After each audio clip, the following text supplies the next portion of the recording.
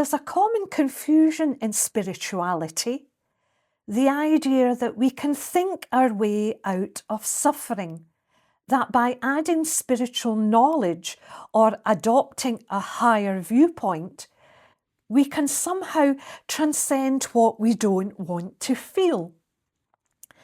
This is what's called spiritual bypassing. It means using spirituality to avoid pain, rather than to see through the one who suffers. The dream figure believes it can heal itself by rearranging its thoughts, by layering a new set of enlightened concepts over the same old narrative of self-improvement. Only now the language has changed. Instead of saying, I'm becoming better, wiser, freer, it says, I'm learning to let go, or I'm awakening.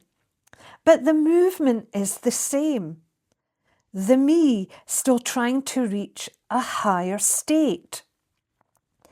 But a concept is still a barrier. But this doesn't wake the dreamer.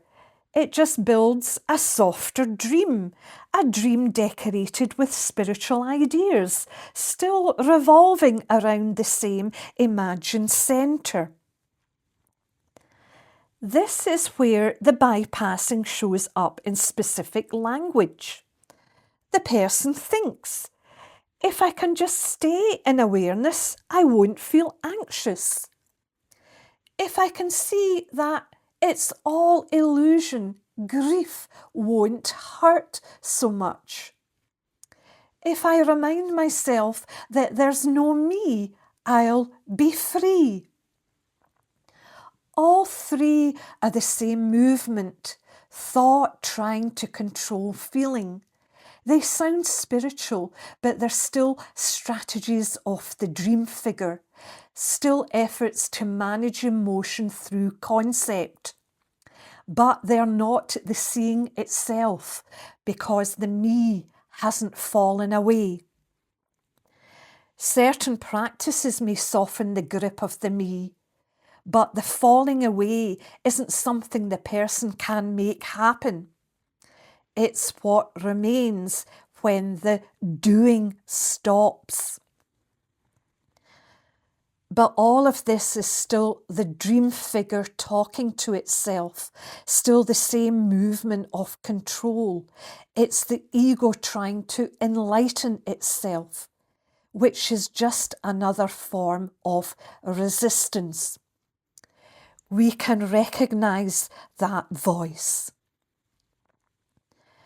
When non-duality is heard through the filter of the person, it becomes another strategy for comfort, another spiritual escape route.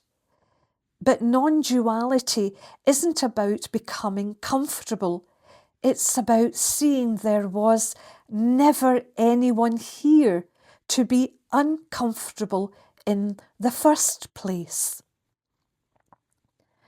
So instead of trying to rise above emotion, what happens when it's allowed to be exactly as it is?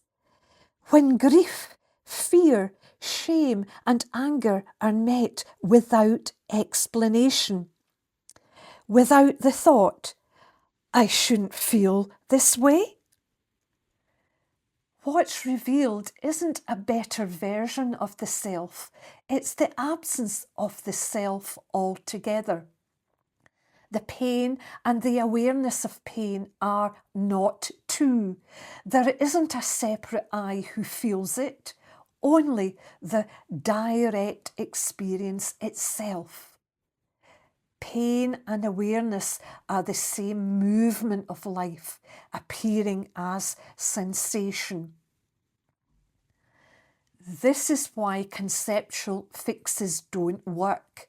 They keep the me intact. They maintain the illusion that someone can manage life.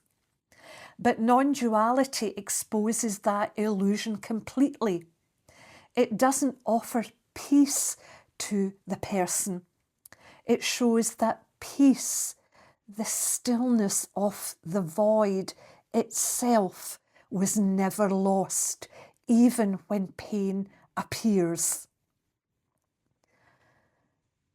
We can see the person can't fix the dream because the person is the dream. Every attempt to repair it keeps it going. But when that effort stops, even for a moment, something simple shines through. It isn't achieved. It isn't maintained through effort.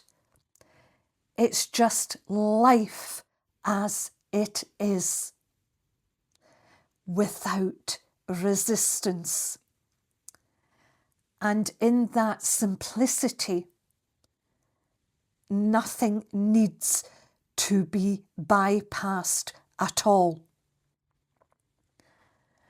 And by the way, it might sound like determinism, but here we're not making any claim about free will or the absence of free will.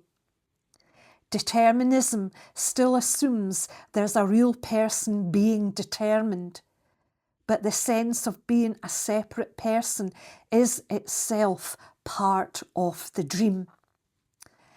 And when that's seen, the whole debate between free will and determinism falls away.